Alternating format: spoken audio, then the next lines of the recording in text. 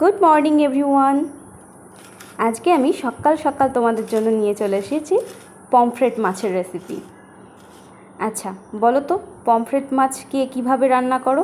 আমি কিন্তু একদম ঝামেলা ছাড়া রান্না করি, মানে রান্না নিয়ে বেশি ঝামেলা আমার করতে একদম ভাল লাগে না।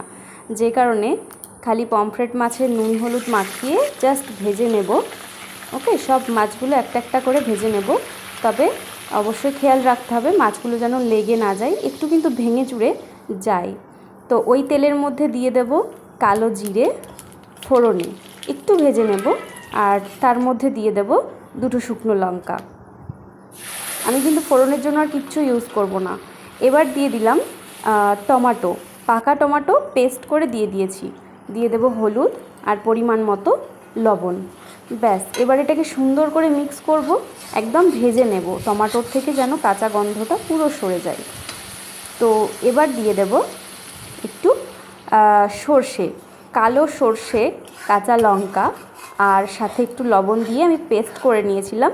সেটাকে সুন্দর করে ছেঁকে নিয়েছিলাম যাতে করে সর্ষের খোসাটা না থাকে। তো সেই পেস্টটা দিয়ে দিলাম, একটু নাড়িয়ে ওর মধ্যে জল দিয়ে দিয়েছি আর দিয়েছি বেশ কটা কাঁচা লঙ্কা।